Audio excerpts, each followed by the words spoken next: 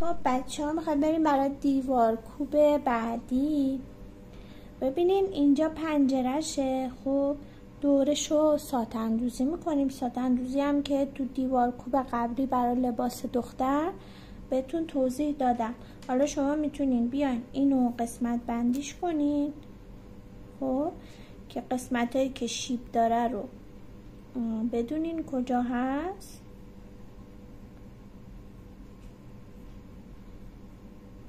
و کجایی که جایی که مستقیم هستن بدونین و دورش رو کامل ساتندوزی میکنیم. برای پردهش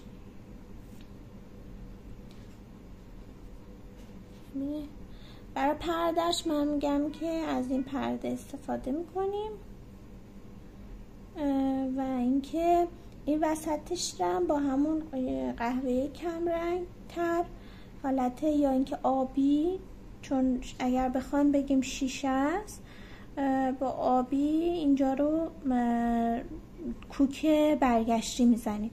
حالا شما یه کار دیگه هم میتونین انجام بدین که اینجا رو رنگ کنین با آبی کم رنگ، این وسط رو رنگ کنین، بعد بیاین این دورش رو بدوزین و شروع به کار کنین.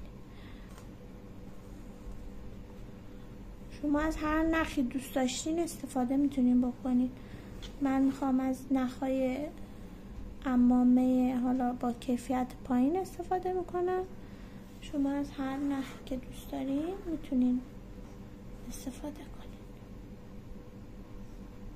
اگر پارچه‌تون کانت داره، یعنی حالت چیزاش مشخصه، مربع‌هاش، همیشه کانتایی که روش اولین کوک رو زدین رو همون کانت کناریش بیاین دوباره کوک بزنین و پایینم به همین صورت که این حالت صافی ساتندوزیتون از بین نره و بالا پایین نباشه.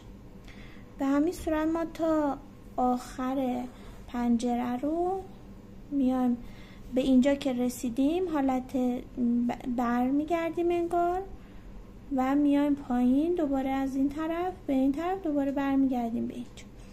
پس ما همینطور مستقیم میریم جلو، بعد به این صورت و کاملش میکنیم. چون دیگه الان توی مرحله دیگه شما ساتندوزی رو کامل بلدین دیگه. توی دوخت اسامی هم دیدین که به چه صورت هستش. حالا برای این کناره ها میتونین کوکای بلند بزنین ولی قشنگ نمیشه، یعنی ممکنه که مثلا وسطش باز بمونه اینها. اگر که حالت آجری باشه قشنگ تر میشه.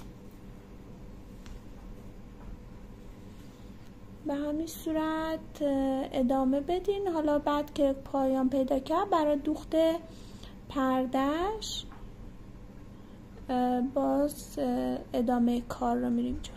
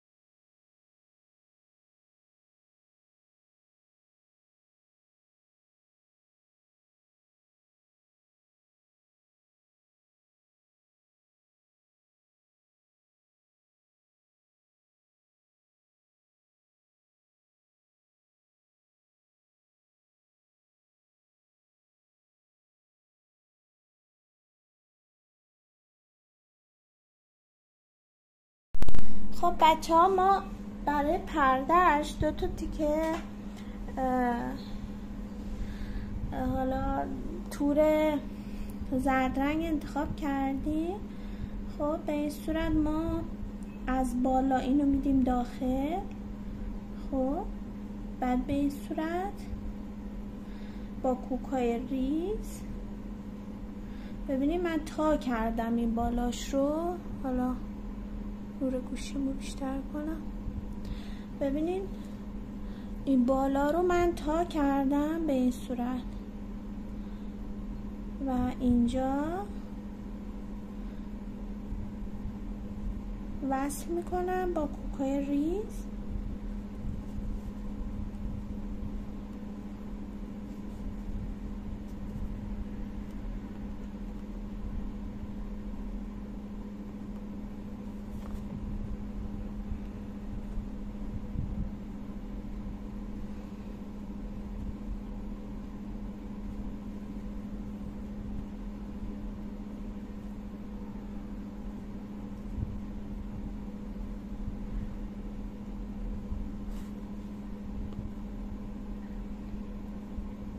خیلی نمیخواد همه جاش رو کوک بزنین، یه اندازه 3 الی 4 تا کوک ریز بزنین که و بالاش رو که و وسطش که متصل بشه. ببینید حالتش هم حتما دقت کنین که مثل خود پرده بشه.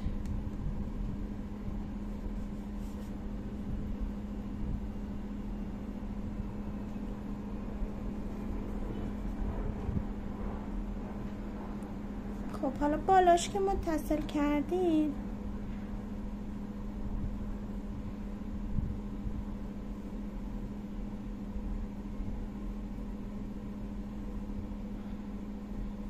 خب میتونستین به این صورت حالت دالبری بدین بهش که این ورم به همین صورت بست کنین، یا اینکه کلا مثلا یک طرفه باشه جوری، یا اینکه مثل خود طرحش اینجا باید اینجا ما بیایم وصلش کنیم. حالا چون نخ من ابریشمی هستش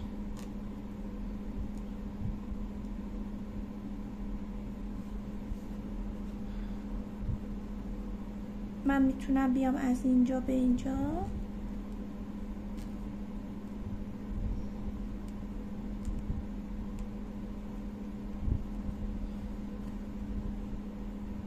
به این صورت یک کوک بزرگ بزنم که بگیره. این کنارش هم چون در اومده بعد بدیم داخل، کوک ریز بزنیم.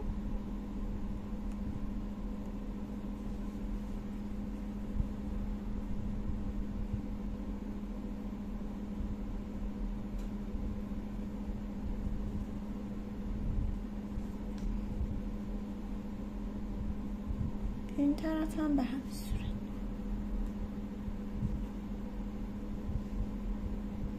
باید سعی کنید نخی که انتخاب میکنین نخ قشنگی باشه که اگه موقع کوکتون دیده شد به مشکلی بر نخورید. حالا من ببینم که اگر اینو تا کنیم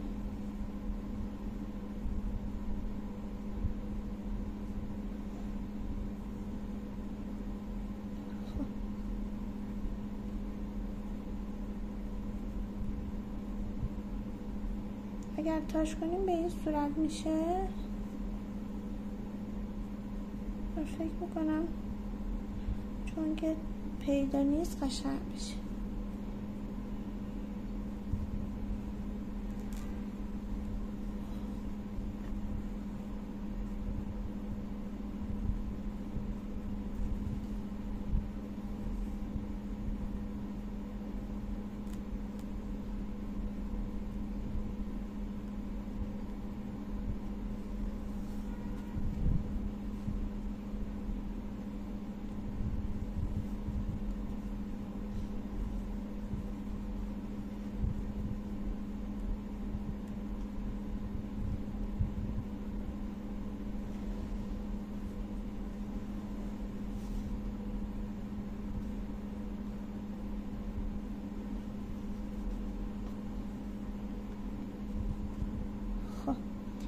ببینید این طرف پردهش رو زدیم، حالا اون طرف هم به همین صورت وصل کنین و هر جاش که نیاز بود کوک بزنین.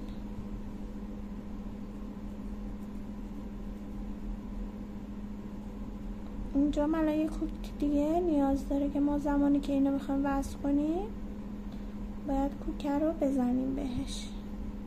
بالاش رو تا میکنیم، قسمت نصب میکنیم و پردهش رو متصل میکنیم.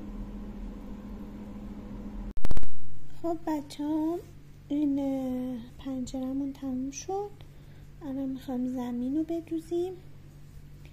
من دوربین رو میارم نزدیکتر که بیشتر بتونیم ببینیم. اینم کوک برگشتی میزنیم.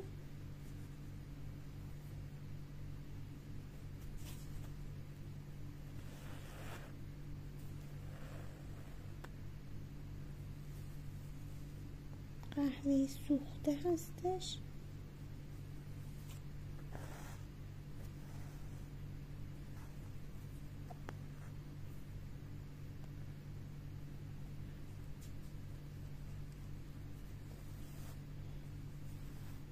ممتد هم میتونیم بزن. من اولی اشتباه هم ممتد زدم، بقیه هم ممتد میزنم.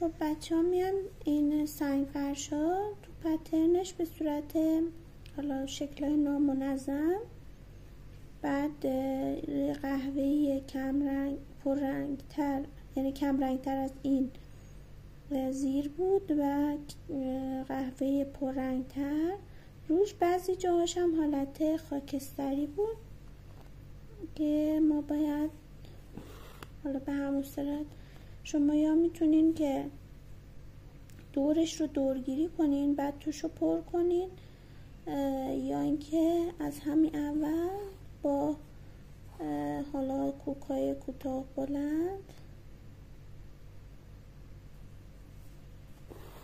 توش رو پر کنین.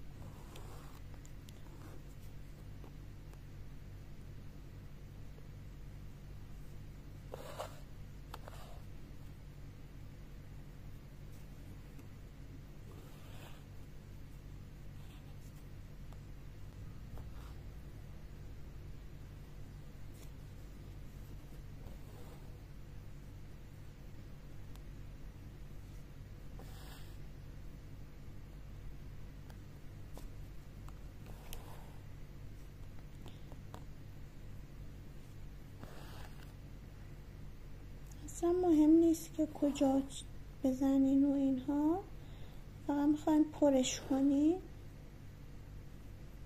به صورت نامنظمم که بود مشکل نداره. بعد باز میخواین رنگ دیگه روش کار کنین. خب بچه ها ببینین، این برای سایه اندازی از یه رنگ دیگه میایم روشون کار میکنیم. خب میتونین قهوه کمرنگ کار کنین، توسی هم میتونین کار کنین. به همین صورت کار خاصی نداره. یک چند تا کوک به صورت نامنظم روی این سنگ فرشا میزنیم. به این صورت نامنظم باید باشه، حالا جهتش فقط رو جهت سنگ باشه. به این صورت ادامه میدین و حالا اگه خواستین توسی هم کار میکنین از این رنگی یا خاکستری روش کار میکنین که رنگ سنگ بشه. اگر هم دوست نداشتین که نه. به این صورت کار رو ادامه میدیم تا بریم سراغ درختش هم که ساق دوزی هستش و گلای با گر فرانسوی. خب بچه ها ببینیم به اینجا رسیدیم. حالا میخوایم درخت رو بدوزیم. درخت هم که دوختش به همون صورت ساق دوزی هستش. از پایین شروع میکنیم، نخمون رو که بالا میاریم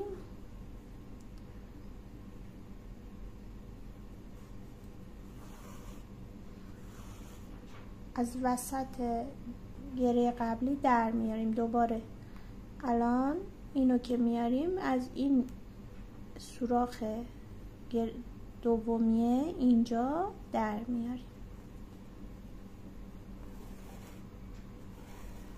چون ساقه های ظریف هستش احتیاج نیست که چند دور بدوزیم.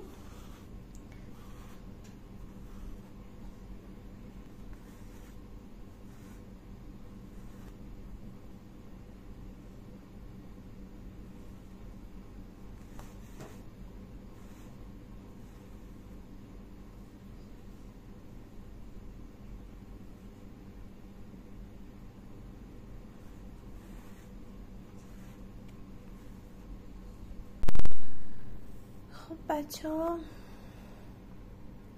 ببینین درختمون دوخته شد. خب حالا شما از هر جایی که دوست دارین میتونین برگ براش بزنین، فرقی نمیکنه، ولی خب هرچی پرتر باشه قشنگتر میشه. ببینید سوزنتون رو که بالا میارین زنجیره تک به این صورت.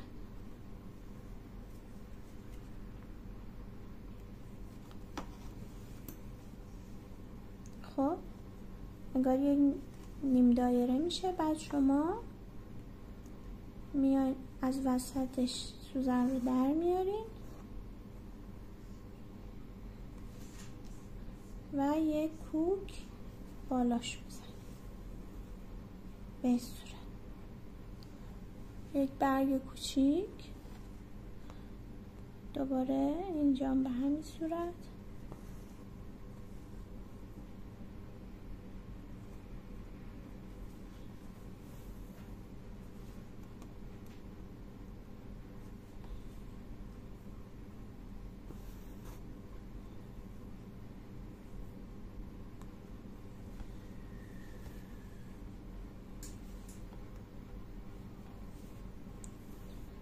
و به این صورت که بهش زندگی میدین، انگار که داریم به یه موجود زندگی میبخش.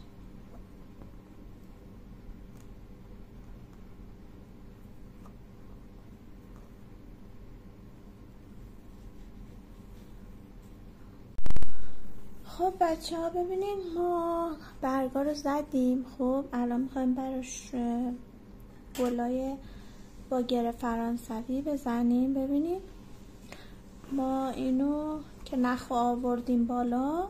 خب یه دور سوزن رو میگیریم، یه دور، دو دور، نهایت 3 دور میچرخونیم و میدیم داخله کار. فقط این نخ این طرف رو نباید رها کنیم. به این صورت میکشیم بعد رهاش میکنیم. دوباره کنارش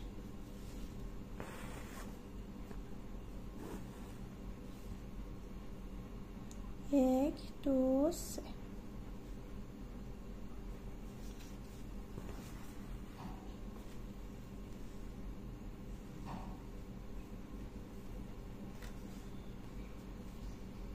به این صورت ادامه میدین و قسمتاش فرقی نمیکنه کجا باشه. فقط سعی کنین جایی باشه که مثلا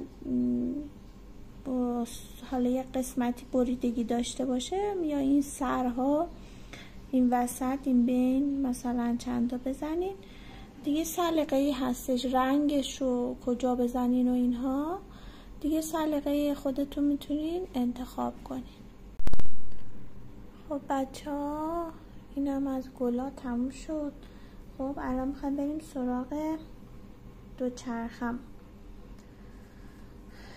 قسمت های مستقیمو که همون حالت یا برگشتی بزنید یا ساق دوزی فرق نمیکنه، ولی یا ممتد بزنید فرقی نمیکنه. پس ما از اینجا شروع میکنیم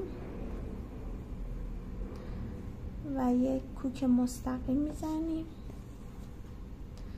زینش و دسته هاشم سعی میکنیم که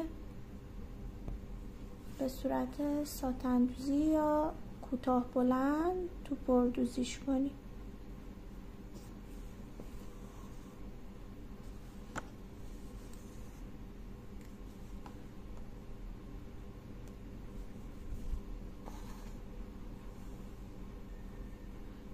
ببینید کار خاصی نداره.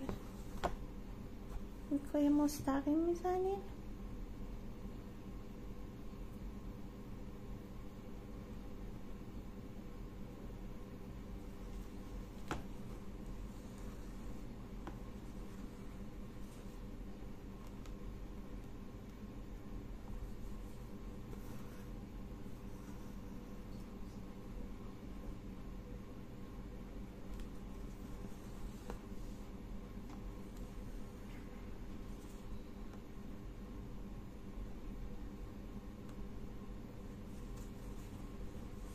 خب این از بالای زینش شد. خب شما میتونین از اینجا به بعد رو بیای به صورت ممتد بزنیم.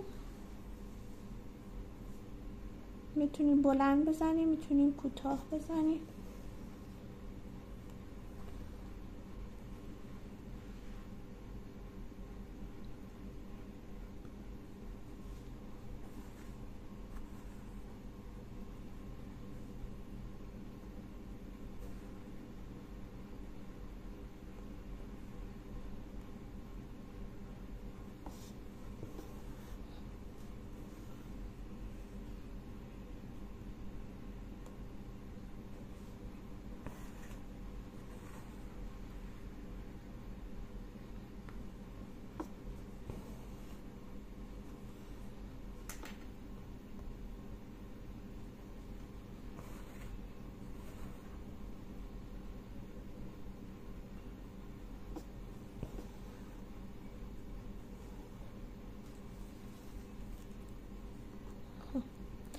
بعد اینجا رو هم میایم خطای مستقیم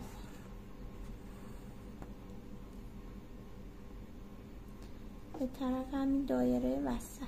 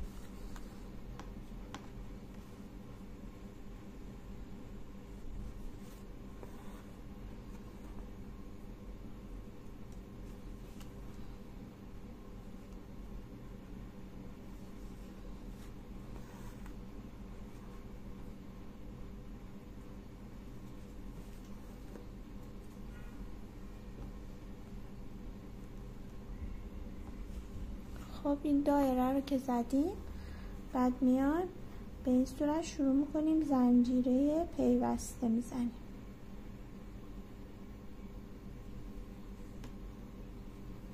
ببینید اینو که میندازیم اینجا، اینو از توش در میاریم دیگه، وارد کار نمی کنیم. دوباره میایم از کنار همون جایی که در آوردیم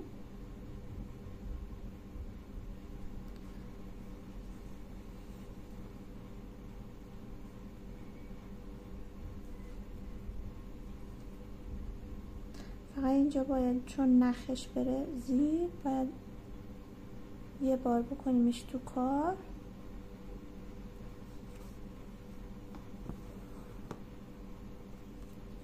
بعد دوباره از اینجا شروع کنیم.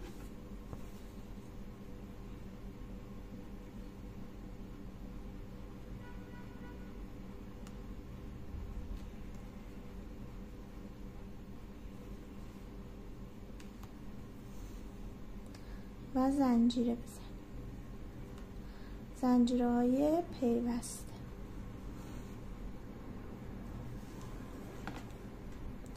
کارگاهتون هم حتما باید بچرخونین که را دستتون بشه.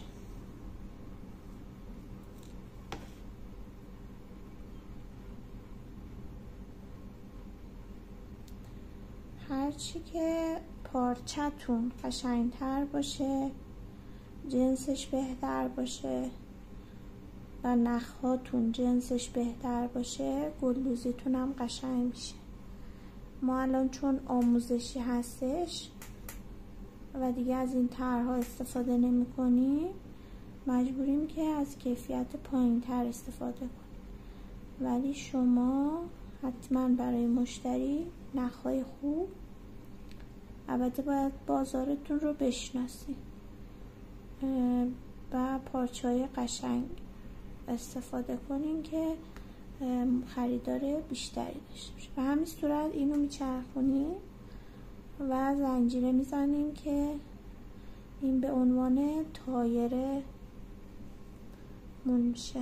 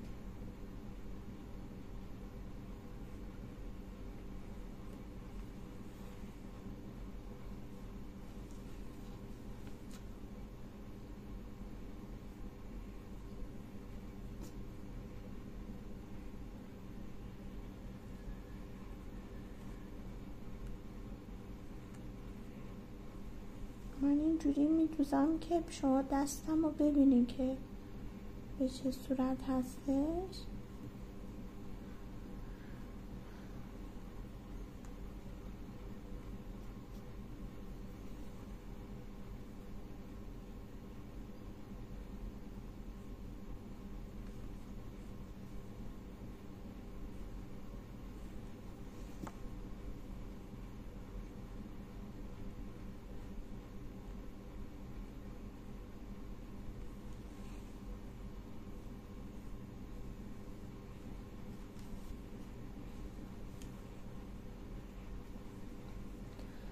خب اینم از تایرش. الان ما قسمت بالایی اینو میخوایم بدوزیم. حالا میتونیم با همین رنگ بدوزیم، میتونیم هم رنگای دیگه استفاده کنیم.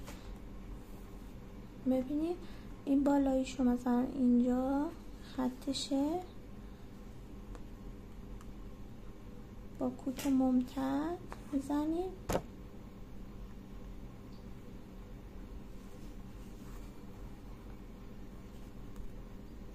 دورگیری میکنیم و بعد داخلش رو پر میکنیم.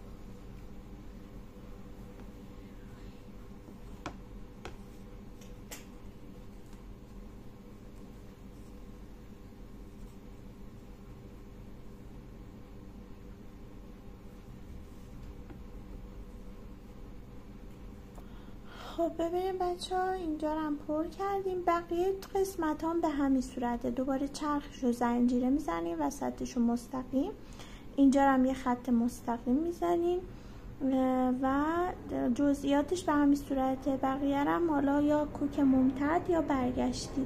این دایره اینجا رو هم کوک بزنین، حالا نمیخواد زنجیره بزنین، میتونین زنجیره بزنین، میتونین هم کوک بزنین و همینجور ادامه میدیم. پایان کار رو بهتون نشون میدم. دسته هاش و زینش هم بین همین ها تو پردوزی میکنیم و یا مثل ساتن دوزی تو پردوزی کنین و کار رو تموم میکنیم. خب ببینیم بچه ها، چرخمون به این صورت تموم شد. اینجا هم زینشو، دستهاشو، پدالاشو و 2 تام اینجا زدم.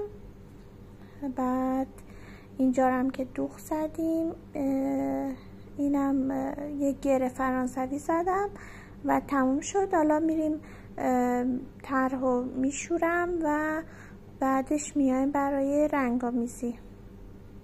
خب بچه ها ببینین، ما اومدیم زمینه رو شستم من. البته شما اگر خودکار حرارتی هستش، حرارت بگیرین به کارتون که چیز بشه، خطاش از بین بره.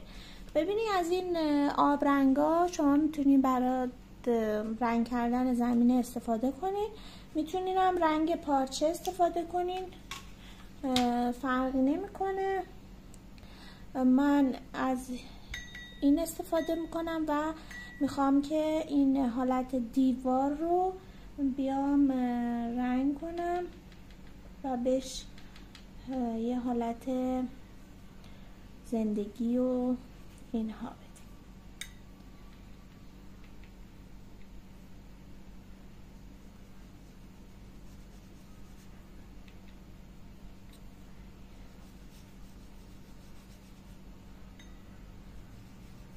خوبی آب رنگ اینه که اگر پارچه‌تون خیس باشه خودش طرح رو به خودش میگیره، یعنی خودش نه اینکه حالت پخش پیدا میکنه، یه جورایی بهش قشنگی و زیبایی میده بهش.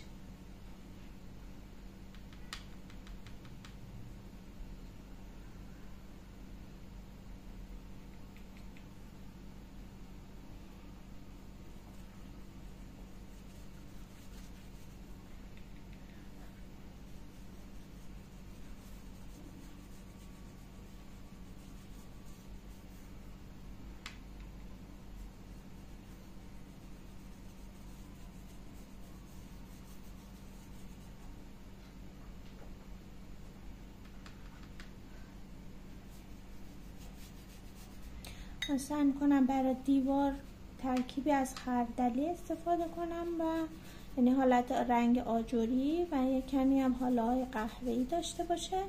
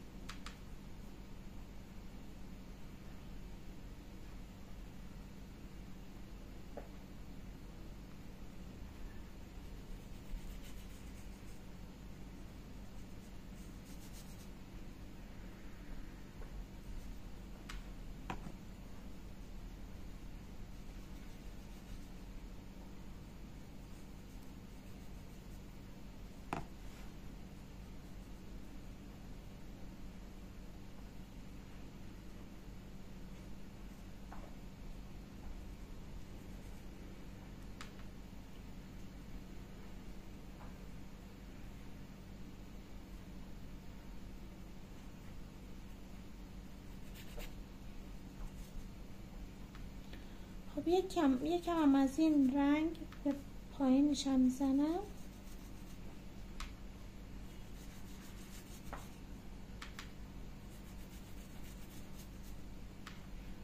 شما اگر رنگ پارچه استفاده میکنید میتونین که قبل از دوختم این کار رو انجام بده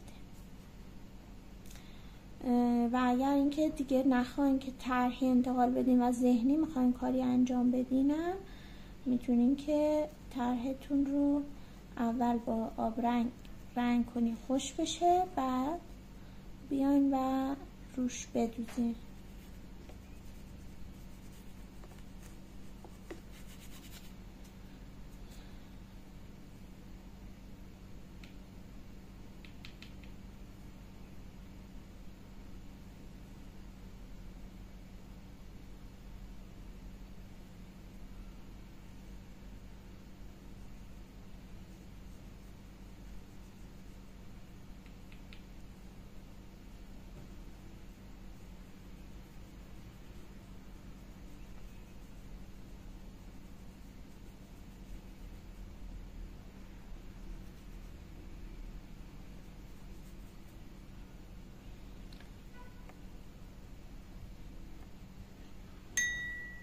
خب اینم از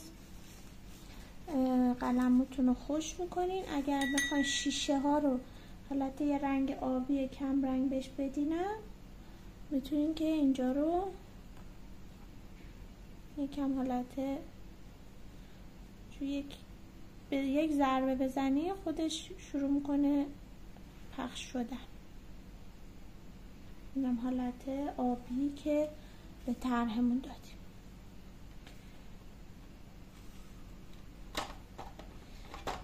خب اینم از اتمام کارمون و امیدوارم که بدوزین و استفاده کنین و لذتشو ببرین.